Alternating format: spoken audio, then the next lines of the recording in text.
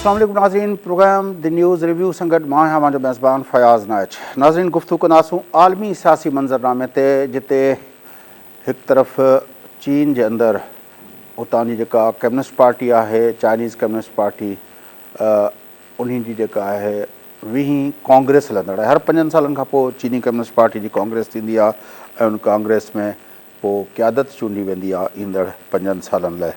ऐं उनखां अलावा मुल्क जी जेका पॉलिसी आहे मजमूई, उनजो जाइज़ो वरितो वेंदो आहे। तव्हांखे ॿुधाईंदा हलूं त हिन वक़्तु दुनिया जी वॾे में वॾी सियासी जमात आहे चीनी कम्युनिस्ट पार्टी, जंहिंमें लॻभॻि 97 मिलियन 97 मिलियन जेके आहिनि उनजा मेंबर आहिनि।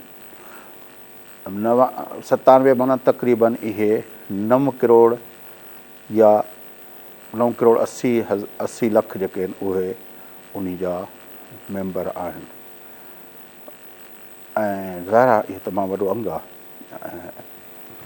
उनजे करे चीन जी कम्युनिस्ट पार्टी उहा जॾहिं पंहिंजी कांग्रेस कंदी आहे त माना उहो एॾनि वॾनि माण्हुनि जे खे रिप्रेज़ेंट करे रही हूंदी आहे, पर उनखे रिप्रेज़ेंट करण लाइ कुल 2300 डेलीगेट्स जेके आहिनि उहे कांग्रेस में ईंदा आहिनि।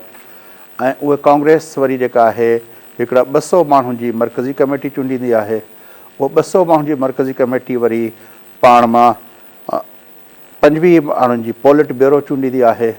उहा 25 माण्हुनि जी पॉलिट ब्यूरो वरी पाण मां 7 माण्हुनि जी जेका आहे उहा चूंडींदी आहे, जंहिंखे standing committee of politburo जी स्टैंडिंग कमेटी चूंडींदी आहे। हिन वक़्तु जेका आहे पॉलिट ब्यूरो जी स्टैंडिंग कमेटी आहे, उन में जेके 7 माण्हू आहिनि उहे तव्हांखे असां स्क्रीन ते असांजी ते ॾिसी सघो था।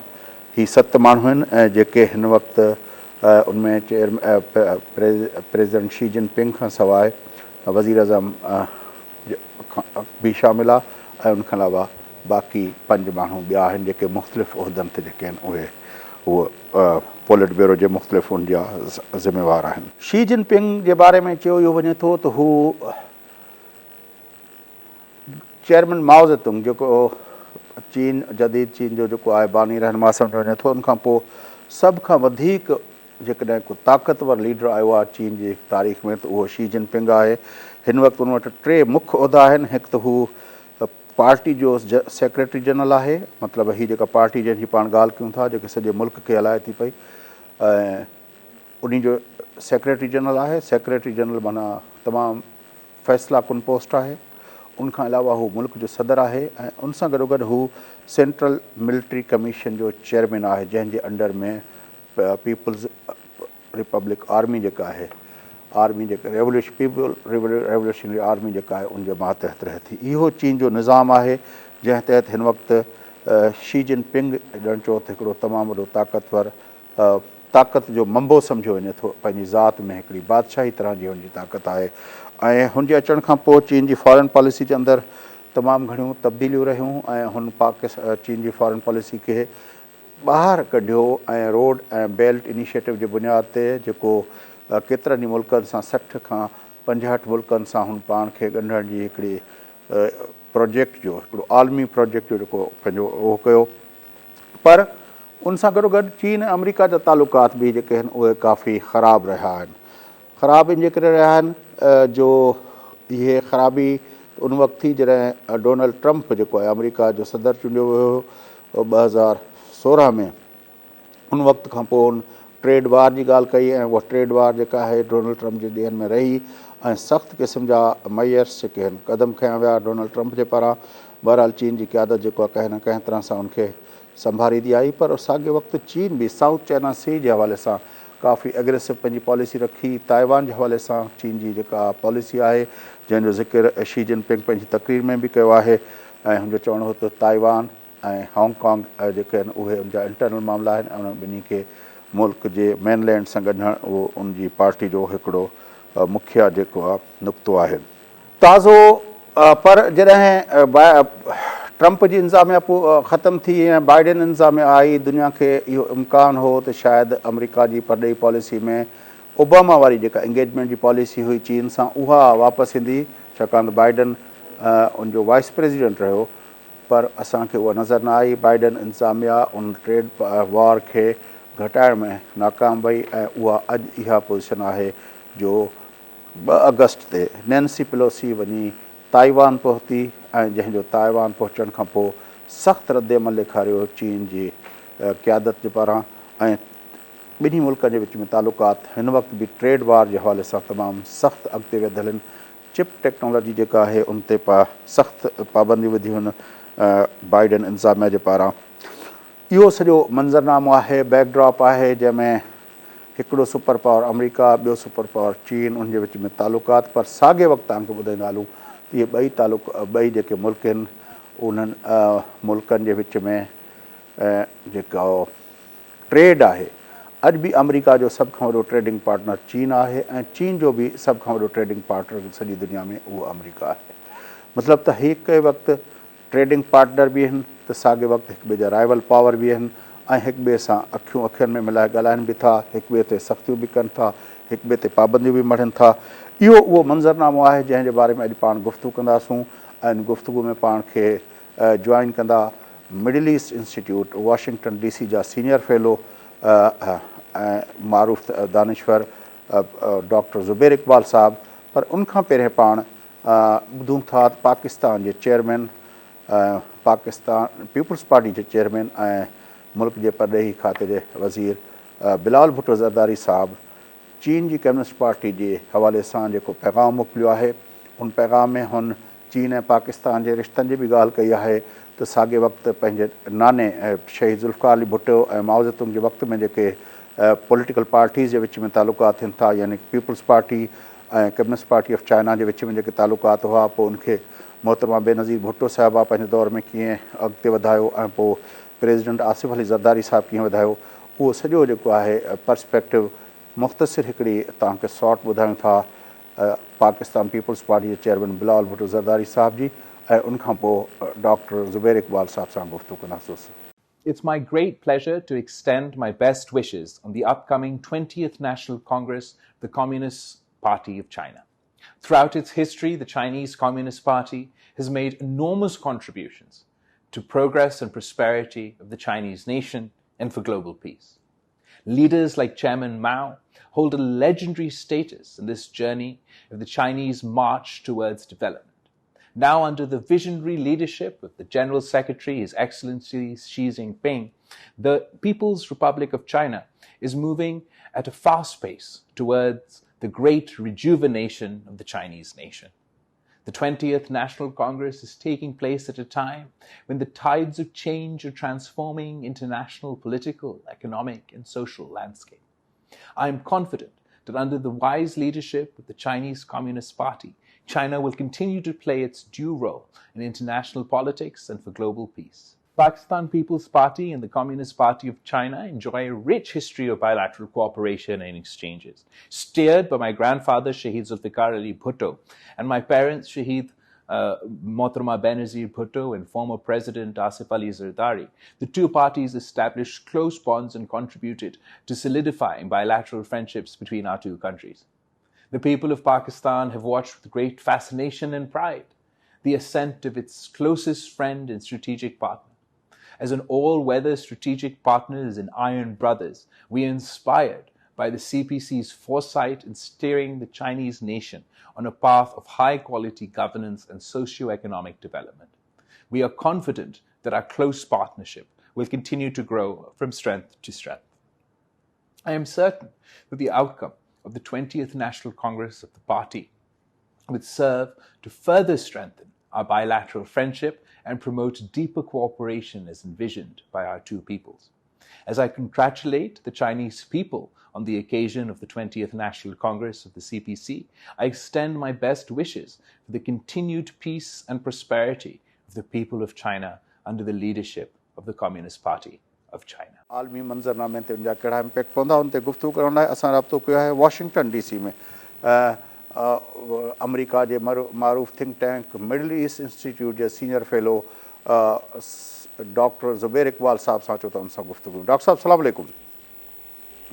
वालेकुम सलाम, फरमाइए। डॉक्टर साहब, जो सोचा गया था किसी ज़माने में कि ट्रंप जाएगा तो शायद फॉरेन पॉलिसी के हवाले से जो तब्दीलियाँ आएंगी, बाइडेन इंतज़ामिया से जो एक्सपेक्ट किया जा रहा था, उसमें एक तो ये था कि वो शायद हिंदुस्तान और इसराइल के साथ ह्यूमन राइट्स के हवाले से बहुत सख्त लहजा अख्तियार करेंगे।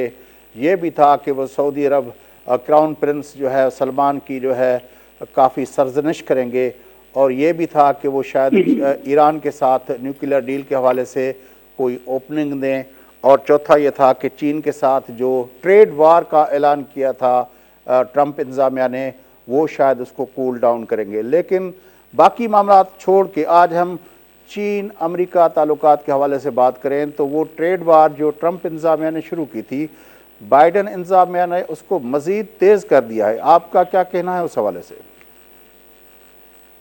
देखिए, मुल्कों के जो ताल्लुकात होते हैं, स्पेशली सुपर पावर के जो ताल्लुकात होते हैं, उनका बेसिक इंटरेस्ट होता है नेशनल इंटरेस्ट, और नेशनल इंटरेस्ट को जिस तरह डिफाइन किया जाता है उसकी बेसिस पर पॉलिसीज बनाई जाती हैं।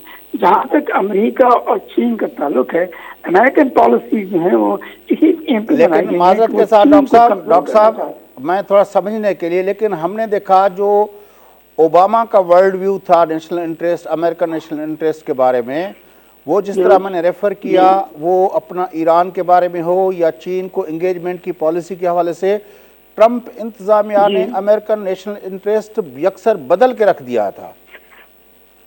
यहाँ आपका कहना बिल्कुल दुरुस्त है, लेकिन याद रहे कि जब से जो टेंशन बढ़ी है पैसिफिक ओशन के मुतालिक, नंबर 1, और नंबर 2 अब यूक्रेन में जो कॉन्फ्लिक्ट पैदा हुआ है, उसकी वजह से नेशनल पॉलिसी और नेशनल इंटरेस्ट जो अमेरिका में वो बदल गया, बड़ी हद तक उस मकाम पे पहुंच गया है जहां पर वो चीन को एक ओपोनेंट महसूस करते हैं और उस ओपोनेंट को वो कमजोर करना चाहते हैं ताकि वो उनके साथ कम्पीट ना कर सके ग्लोबल अफेयर्स में। तो उसको देखते हुए जो कर रहे हैं उनके कहने के मुताबिक और उनके इंटरेस्ट के मुताबिक ठीक है, लेकिन ग्लोबल इंटरेस्ट के मुताबिक और ग्लोबल इंटरेस्ट की बेहतर करने के ताल्लुक में उसको बड़ी हद तक एक नुकसान पहुंचाने वाली बात है। अब बात आ जाती है कि क्या हो सकता है। अमेरिका में आपको याद रहे कि जब भी कोई पॉलिसी बनती है तो उसको चेंज करना इतना आसान नहीं होता। उसके मुताबिक बात की जा सकती है, उसके मुताबिक डिक्लेरेशन की जा सकती है, उसके मुताबिक इलेक्शन लड़े जा सकते हैं, लेकिन सब्सटेंटिव पॉलिसीज को बदलने के लिए बहुत मुश्किल काम से गुजरना पड़ता है। उसकी वजह यह है कि पॉलिसी चेंज करने के लिए उनको 3 बड़े आम किस्म के जो एक्टर्स हैं उनको अपने साथ ले जाना पड़ता है। उनमें एक तो कांग्रेस है, दूसरा फिर पॉलिटिकल पार्टीज हैं, और तीसरा थिंक टैंक है। उन तीनों के मकासद जो हैं वो बड़े सख्त और इनफ्लेक्सिबल होते हैं। इनको देखते हुए अगर कोई गवर्नमेंट कोशिश भी करे तो फंडामेंटल पॉलिसी चेंज करना चाहते हैं तो इतना आसान नहीं होगा, नंबर 1। नंबर 2, अगर वो पॉलिसी चेंज करने के मुताबिक कामयाबी हो जाते हैं, इसका मतलब ये नहीं कि जो दूसरा ओपोनेंट जो है इस मामले में चीन, वो भी अपनी पॉलिसी बदलने के लिए तैयार हो जाएगा। तो ये कॉन्फ्लिक्ट जो है ये चलता रहता है और पॉलिसी चेंज जो होती स्लोली आती है। जो आपने फरमाया वो डिक्लेरेशन इंटेंट थे, नॉट नेसेसरी पॉलिसी थे। तो उनको देखते हुए ये महसूस होता है कि जो अमेरिकन पॉलिसीज में इख्तियार की जा रही है, हम चाहे उनको पसंद करें न करें, उनका असल मकसद यही है कि उनके नेशनल इंटरेस्ट किस तरीके से हासिल होते हैं। उसके वो यकीनन ईरान के साथ अपनी कोऑपरेशन को आगे नहीं बढ़ाना चाहते, अनलेस ईरान जो है चीन को छोड़ के उनके साथ लग जाए। सऊदी अरेबिया बात तो करते हैं, लेकिन सऊदी अरेबिया और दूसरे अरब आज तो सर चीन पे बात करते हैं ना, आज तो चीन पे बात करते हैं। नैन्सी पेलोसी 2 अगस्त को अचानक ताइवान जाके पहुंची। एक दिन पहले तक जब वो वहां से उड़ रही थी तो हर कोई कह रहा था कि ताइवान उसके दौरे में है या नहीं है, किसी को पता नहीं है, लेकिन अचानक वो जाके वहां पहुंची और जाहिर है उसका बहुत बड़ा रद्द-ए-अमल आया चीन की तरफ से, और उन लोगों ने American speaker of the house को बंदिश लगा दी उस पर। बिल्कुल बिल्कुल। देखिए, वही मैं आपको बताना चाहता हूँ कि अगर उन्होंने चीन को कमजोर करना है और अपनी हेजिमनी को मेंटेन करना है, खासतौर पर पैसिफिक ओशन में, तो उनको हर किस्म का हरबा इस्तेमाल करने की जरूरत है। उसमें ये बहुत आम हरबा आ जाता है। इसकी बेसिस पर ताइवान जो है उसकी सपोर्ट, उसकी प्रोटेक्शन को इस तरीके से सामने लाया जाता है कि चीन के साथ कॉन्फ्रंटेशन बढ़ती है। फिर चीन को ये चूज करना पड़ता है तो वो क्या चाहता है। आया वो ये चाहता है कि ताइवान की तरफ अपनी एग्रेसिव स्टांस को आगे बढ़ाए या कुछ और करे। तो देखिए, इसीलिए मैं ये अर्ज करना चाहता हूँ कि जहाँ तक इन मुल्कों के मकासद का ताल्लुक है, जो कि कॉन्फ्लिक्ट के मकासद हैं, उनको यकीनन कन्वर्जेंट पॉलिसी इख्तियार करने की हिम्मत नहीं है। उनको यकीनन डाइवर्जेंट पॉलिसी लगानी पड़ेगी। उसमें कौन सक्सेसफुल होता, कौन नहीं होता। अगर आप ये कहें कि ऑब्जेक्टिवली कौन किसी मुल्क की पॉलिसी बेहतर है, तो उसमें यही कह सकते हैं कि आप अगर आप उस मुल्क की तरफ से देखिए, उस मुल्क के कॉन्टेक्स्ट की तरफ से देखिए, तो हर पॉलिसी, हर मुल्क की पॉलिसी ठीक ठाक है। लेकिन मतलब ये आ जाता है कि जी जो कोल्ड वॉर की इरा थी उसमें तो चीज़ें समझ में आ रही थी, बिल्कुल वाजे था कि कोई इंगेजमेंट नहीं थी, कोई ट्रेड नहीं था दो सुपर राइवल पावर्स के दरमियान, और तो उसकी वजह से एक आयरन कर्टन का ज़माना था, वो उधर थे वो उधर थे। उस वक्त तो कन्फ्लिक्ट को जैसे बढ़ावा दिया जाता था तो समझ में आता था। लेकिन इस वक्त जो दोनों सुपर पावर हैं, जो राइवल पावर सुपर पावर्स हैं, वो एक दूसरे से सबके बड़े ट्रेडिंग पार्टनर, अमेरिका का सबसे बड़ा ट्रेडिंग पार्टनर चीन है, तो चीन का सबसे बड़ा ट्रेडिंग पार्टनर अमेरिका है। तो अगर अमेरिका कमजोर होता है तो चीन के ट्रेड को लॉस होता है, अगर चीन कमजोर होता है तो अमेरिका के ट्रेड को लॉस होता है। तो ये किस तरह ये देखिए, यही एग्जैक्टली यही सबसे बड़ा इशू आ जाता है। अगर चीन कमजोर होता है तो उसका मतलब यह है कि दूसरे एशियन ममालिक की पोजीशन बेहतर होती है। अगर दूसरे एशियन ममालिक की पोजीशन बेहतर हो जाती है, जिनके साथ अमेरिका के ताल्लुकात हैं और वो ताल्लुकात बड़ी हद तक मजबूत हो रहे हैं, तो फिर यकीनन अमेरिका को फायदा होता है। देखिए, इसमें इस सिचुएशन में जो देख रहे हैं, ये ऐसी है कि जिसमें your loss is my benefit. इसमें ये नहीं आता कि म्यूचुअल लॉस होगा, ये म्यूचुअल लॉस की बात नहीं है। The minute you start talking about mutual loss, तो ये पॉलिसी फंडामेंटली बदल जाएंगी। लेकिन इन दोनों को जो कॉन्फ्लिक्ट पाया जाता है, उसकी वजह ये है कि वो एक दूसरे के साथ जो रिलेशनशिप है उसको म्यूचुअली नहीं देखते, उनको कंपेटिटिवली देखते। लेकिन जो कंपेटिटिवनेस में तो आप जिस तरह कह रहे हैं कि अमेरिका ये कर रहा है, तो खुद चीन ने एक बहुत बड़ा शी जिनपिंग के दौर में जो रोड एंड बेल्ट इनिशिएटिव लिया है, वो तो पूरे यूरोप तक जा पहुंचा है और मिडिल ईस्ट के अंदर इन्वेस्टमेंट कर रहा है। तो उस हिसाब से आप देखें तो एक तरह से कंपटीशन तो मार्केट की एक्सेस, मार्केट कैप्चर करने की कंपटीशन है। नहीं, देखिए, ये जो बेल्ट एंड रोड का जो कैंपेन जो है ना, इसको इसके कॉन्टेक्स्ट में देखिए। ये इतना अहम नहीं है जितना कि हम लोग समझते हैं। इसने कोई खास बेसिक इनरोड नहीं पैदा की जिसकी वजह से जो रिसोर्सेज या ट्रेड जो है वो डाइवर्ट हो जाए चीन की तरफ। ऐसा नहीं हुआ। ये सबसे आम बात है सोचने वाली कि इस सब कुछ करने के बावजूद चीन को इनरोड से मिली, कुछ इंटरेस्ट उनका फायदा हुआ है, लेकिन उसके बावजूद वो उस मुकाम पर नहीं पहुंचे जहाँ पर कुछ फंडामेंटल शिफ्ट हो जाए। फॉर एग्जाम्पल, आप ये देख सकते हैं कि जो चीन की सऊदी अरेबिया और दूसरे और ममालिक के साथ जो रिलेशनशिप है, यकीनन उसमें ये ऑयल एंड बेल्ट वगैरह और का असर तो है, लेकिन इतना आम नहीं है जितना क्या महसूस करते हैं। असल चीज वही आ जाती है कि ऑयल जो है ग्लोबली किस कीमत में मिल रहा है और कितनी इजीली एक्सेसिबल। अगर ग्लोबली वो एक्सेसिबल ना हो तो फिर कुछ ममालिक की अहमियत बढ़ जाती है और उस अहमियत को देखकर लोग, मुल्क जो हैं वो अपनी पॉलिसी बदलते हैं। मैं ये कहना चाहता हूँ, लेकिन ईरान और रूस जिस तरह चीन के साथ खड़े हुए हैं, ईरान और रूस दो एनर्जी के हवाले से दो एनर्जी प्रोड्यूसर बड़े मुल्क हैं, आपके ख्याल में वो चीन की पोजीशन को मजबूत नहीं करता? देखिए, मजबूत इस तरह हो रहा है कि चीन को जो ऑयल मिल रहा है वो सस्ता मिल रहा है वर्ल्ड मार्केट, बहुत रशिया की तरफ से भी और ईरान की तरफ से भी। लेकिन ये इतनी अहम बात नहीं है। फॉर एग्जाम्पल, चीन की टोटल बेनिफिट जो है हम ईरान और रशियन ऑयल से $10 बिलियन से कम है, जो बहुत मामूली है रशियन कॉन्टेक्स्ट में। इसलिए इसको इतनी अहमियत नहीं देनी चाहिए जितनी के लोग एक्सपेक्ट करते हैं। असल अहमियत जो है वो स्ट्रेटेजिक है। वो इसलिए स्ट्रेटेजिक है कि अगर रशिया और चीन की कोऑपरेशन बढ़ती चली जाती है और किसी हद तक रशिया जो है वो यूक्रेन में कामयाब हो जाता है, डिफीट नहीं करता, तो फिर ये दोनों ममालिक मिलकर एक बहुत आम किस्म का पॉलिटिकल फोर्स बन जाते हैं। ये पॉलिटिकल फोर्स जो है अमेरिका की पॉलिटिकल इंटरेस्ट को चैलेंज कर सकता है। इसलिए अमेरिका को हर ये कोशिश करनी पड़ेगी कि इस किस्म के रिलेशन पैदा ना हो। जहाँ पे ईरान का ताल्लुक है, ईरान बेसिकली सिर्फ एक मामले में इम्पोर्टेंट है, वो है इसकी स्थिति specific relationship with Iran, with China and with other countries. तो उसमें यकीनन अगर किसी किस्म का ये न्यूक्लियर एग्रीमेंट हो जाता है तो उसकी फंडामेंटल कंडीशन ये होगी कि ईरान को अपनी पोजीशन कॉम्प्रोमाइज करना होगा। इसी वजह से अभी तक ईरान और अमेरिका के दरमियान एग्रीमेंट पैदा नहीं हुआ, क्योंकि ईरान इस किस्म के कॉम्प्रोमाइज करने के लिए तैयार नहीं। अच्छा, यूरोप इस वक्त ख़ास तौर पर जो सबसे बड़ा यूरोप के अंदर अमेरिका का सपोर्टिव मुल्क है, अपना ग्रेट ब्रिटेन जिसको कहा जाता है, यूनाइटेड किंगडम कहा जाता है, वो मुसलसल एक जब से अपना वो निकला है अपना यूरोपीय यूनियन से, तब से एक पॉलिटिकल क्राइसिस का शिकार है। आजकल भी उनकी जो प्राइम मिनिस्टर है तो वो बड़े परेशानी को फेस कर रही है, ठीक है ना? तो आपके ख्याल में ये यूरोप भी इस सारी जो है ग्लोबल अपना ऑर्डर जो बनता जा रहा है उसमें हमने देखा कि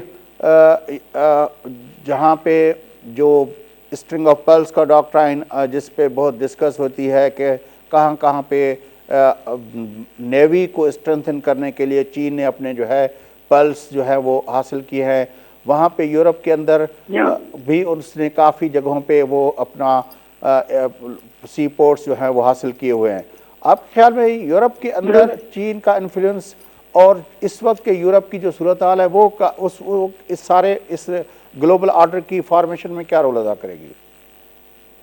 देखिए, आपने दो सवाल इसमें किए। एक तो सवाल क्या है यूके की तरफ से, यूके की जो सिचुएशन इतनी अनस्टेबल हो गई है, जो कि अमेरिका का प्राइमरी सपोर्टर है यूरोप में, उसकी वजह से क्या होगा? और खास कुछ नहीं होगा। उसकी वजह ये है कि ज़्यादातर जो रिलेशनशिप है यूनिलैटरल, ये बायलैटरल नहीं थी, ये अमेरिकन सपोर्ट होती थी जो कि ग्रेट ब्रिटेन को मदद देती थी, not the other way around. अब जब से यूके ने यूरोपियन यूनियन को छोड़ा है, उसका इन्फ्लुएंस और कम हो गया है, इसकी वजह से अमेरिकन को कोई खास एडवर्स इफेक्ट नहीं होता कि अमेरिका उसके यूके में क्या होगा। लेकिन उसकी वजह यह है कि फ्रांस और दूसरे ममालिक और जर्मनी जो हैं वो अमेरिका के साथ खड़े, इसलिए कोई मेजर असर नहीं हुआ। दूसरी बात यह आ जाती है कि चाइनीज और यूरोपियन रिलेशनशिप क्या है। यकीनन ये रिलेशनशिप आगे बढ़ी है और ये नेचुरल सी बात है, क्योंकि जो ट्रेड डिपेंडेंस है दोनों रीजन के दरमियान, उसको देखते हुए जो इनएविटेबल था क्या होगा। देखिए, जो कुछ चाइना कर सकता है उसका सब्स्टिट्यूट और कोई मुल्क नहीं कर सकता यूरोपियंस के लिए। And same way goes to Europeans कि यूरोपियंस काउंटर बैलेंस करने के लिए वो यकीनन चीन के साथ डिपेंडेंट ज़्यादा होंगे, क्योंकि उसकी वजह से वो रूस को भी असरअंदाज हो सकते हैं और अमेरिकन फोर्सेज और अमेरिकन इंटरेस्ट जो है उसको भी कंटेन कर सकते हैं। तो इस वजह से यूरोप यकीनन चाइना के साथ अपनी रिलेशनशिप को बेहतर बनाएगा और ठीक रखेगा, लेकिन not beyond a certain point. बात जैसे कोई आ जाती है बार बार, इन मुल्कों के इंटरेस्ट क्या है। जहाँ तक यूरोपियन ममालिक का ताल्लुक है, इस वक्त उनका इंटरेस्ट बेसिकली यूक्रेन में क्या होता है, क्योंकि जो कुछ यूक्रेन में होता है वही उनके साथ कब हो सकता है। इसलिए वो यूक्रेन को देख रहे हैं और अपनी पोजीशन को यूक्रेन बेसिस पर आगे बढ़ा रहे हैं। अगर यूक्रेन की पोजीशन कमजोर होती है तो वे यकीनन जहाँ तक यूरोपियन मुल्कों का ताल्लुक है वो रशिया की तरफ लीन कर जाएं। But this is exactly what the Americans don't want. So this is again an issue where policy conflicts are likely to happen. मेरा कहने का मकसद बेसिकली है कि इन मुल्कों की जो इंटरेस्ट हैं वो ग्रेजुअली बदल रहे हैं, लेकिन फंडामेंटली अनचेंज। इसलिए इन दोनों इन्हीं वजह से इन मुल्कों की आपस में जो रिलेशनशिप हो रही, खास फॉर एग्जाम्पल एक तरफ अमेरिका दूसरी तरफ यूरोप, ये रिलेशनशिप बड़ी ग्रेजुअली बदलेगी और उसको बदलने के लिए फंडामेंटल किसी इश्यू की जरूरत है, जिनमें इस वक्त जो सामने नजर आ रहा है वो यूक्रेन। अच्छा, आखिरी सवाल डॉक्टर साहब, शी जिनपिंग की जो एक्सपेक्ट किया जा रहा है कि तीसरा टर्म ले लेंगे और इस मरतबा उसकी ग्रिप ज़्यादा होगी, और उसकी जो अब तक 2 टर्म्स हमने देखे हैं वो एक एक्सपेंशनिस्ट माइंड के आदमी हैं, वो चीन का पावर ग्लोबल सतह पे शो करना चाहते हैं। उसकी शो केसिंग उसने अपना ये बेल्ट एंड रोड इनिशिएटिव पे की, और फिर जो कॉन्फ्लिक्ट हमने देखे अपना साउथ चाइना सी से लेकर उन सारे मामलात में हमें नज़र आया कि वो किस तरह अपना ताइवान के हवाले से इस स्पीच में भी उसने ताइवान और हांगकांग का ख़ास जिक्र किया कि वहाँ पे किसी किस्म की बैरूनी मुदाखलत कबूल नहीं की जाएगी, हालांकि नैन्सी पेलोसी वहाँ गई। आपके ख्याल में आने वाले साल जो हैं, ख़ास तौर पर अगर हम ज़्यादा ना करें, ये जो 2 साल बाइडेन एडमिनिस्ट्रेशन के रहते हैं, चीन अमेरिका ताल्लुकात का डायरेक्शन यही होगा, यही सर्द मोहरी, यही वो गर्म होती जाएगी, या आप देख रहे हैं कि शायद फिर चीज़ें बेहतर होना शुरू होंगी? देखिए, ये बहुत मुश्किल सवाल है। उसकी दो वजूहत। एक तो ये कि हमें ये मालूम नहीं कि शी जिनपिंग अगर दोबारा तीसरी दफा प्रेसिडेंट बन जाते हैं, चेयरमैन बन जाते हैं, तो क्या उनका एटीट्यूड बदलेगा। जैसे कि हम देख सकते हैं, अब तक इसकी उम्मीद नहीं रखनी चाहिए, क्योंकि बड़ी हद तक उनका मकसद ये है चाइना फर्स्ट, और चाइना की एक्सपेंशन की पोजीशन को वो हर वक्त अपने सामने रखते हैं। इफ दैट्स द केस, तो फिर अमेरिका के साथ उनके जो कॉन्फ्लिक्ट्स हैं वो कम नहीं होंगे, बढ़े ना बढ़े लेकिन कम सटनली नहीं होंगे। इसका मतलब यह है कि अमेरिका और चीन के दरमियान जो रिलेशनशिप होगी, not a standing trade relationship, हमेशा टेंस रहेगी। लेकिन हमने देखा कि पिछली मरतबा 2 घंटे की फ़ोन कॉल की थी बाइडेन और शी जिनपिंग ने, सिर्फ ये कि वो जो ख़राब होते हुए हालात को अपना कंट्रोल में रखने के लिए तफसीली गुफ्तगू हुई थी फ़ोन पे। 2 घंटे की बहुत बड़ी टेलीफोनिक कॉल थी। देखिए, इसके मुतालिक आई थिंक हमें प्रॉपर पर्सपेक्टिव देखना चाहिए, क्योंकि जो तमाम जो टॉक्स होती हैं टेलीफोन पे, उनकी ट्रांसलेशन की जाती है। फिर ट्रांसलेशन के बाद उनको कंसिडर किया जाता है इससे पहले कि कोई प्रेसिडेंट या काउंटर पार्ट को जवाब दे। तो ये 2 घंटे की जो आप टेलीफोन की बात कर रहे हैं, इसका बेसिक कॉन्टेक्स्ट जो है वो आधा घंटा है। बाकी वक्त जो लगता है वो ट्रांसलेशन में, ऑब्जर्वेशन में और बड़ी हद तक खामोशी में गुजरता है। तो इसलिए मैं इस 2 घंटे की कॉल में अहमियत नहीं देता, लेकिन मैं इस चीज़ की अहमियत देता हूँ कि उन्होंने एक दूसरे के साथ कांटेक्ट मेंटेन रखा। और कांटेक्ट मेंटेन रखने का मतलब ये है कि दोनों साइडें जो हैं इस मुकाम पर नहीं पहुंचना चाहती जहाँ पर मैटर ऑफ नो रिटर्न बन जाए। तो इसलिए ये एक पॉजिटिव सी डेवलपमेंट है।